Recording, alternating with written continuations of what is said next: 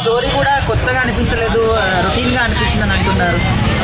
ఆ స్టోరీ కూడా నార్మల్ ఎందుకో తెలియకుండా ఆర్ పేరుతో వచ్చినాయి ప్రభాస్ గారి ఆల్మోస్ట్ ఫ్లాప్ అవుతున్నాయి. రాఘవేంద్ర కావచ్చు, రెబల్ కావచ్చు, రాజేశాబ్ కావచ్చు, నిన్న మొన్న వచ్చిన రాజేశాబ్ కావచ్చు, ఆర్తో వచ్చినాయి కొంచెం అడ్డీగా అవుతున్నాయి, ఫ్లాప్ అవుతున్నాయి.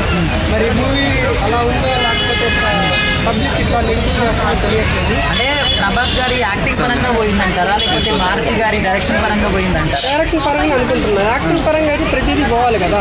ప్రభాస్ గారు రికార్డులు ఎన్ని క్రియేట్ చేయలేదు, డైరెక్ట్ సరిగ్గా యూజ్ చేసుకోవాలి. ఆయన సరిగ్గా యూజ్ చేసుకోవచ్చు. కొన్ని సీన్స్ ఆర్టిఫిషియల్గా ఉన్నాయని చెప్తున్నారు. అంటే మొసలతో కావచ్చు ఫైట్, అది కొంచెం గ్రాఫిక్స్ వర్కౌట్ అవ్వలేదు, కొన్ని ఆర్టిఫిషియల్గా ఉన్నాయి అంటుంది. స్టోరీ కొంచెం అక్కడ కొడుద్ది అంటుంది. అట్లా సంసం వస్తున్నాయి నెగిటివిటీగా. ఎంత నెగిటివిటీ వచ్చినా మూవీ కలెక్షన్స్ అయితే వస్తుంది, దానికి ఇబ్బంది లేదు.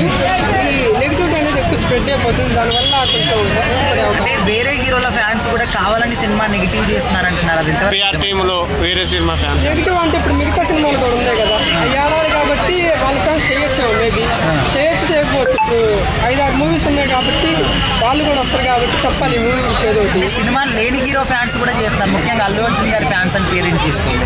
అల్లు అర్జున్ ఫ్యాన్స్ అంటే నేను ఒకళ్ళ మీద చెప్పను కానీ సినిమా అయితే కొంచెం అటు ఇటుగా ఉంది, యావరేజ్గా ఉంది. నెగిటివ్గా అయితే చేస్తున్నారు. మూవీ నార్మల్గా ఉంది కాబట్టి వాళ్ళకి దొరికింది మాట్లాడటానికి.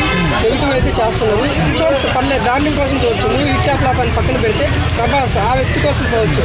ఆయన 6 అడుగులు అందగాడు, మంచివాడు, గుణంలో, అందంలో, ఆ వ్యక్తి కోసం పోవచ్చు, తప్పలేదు.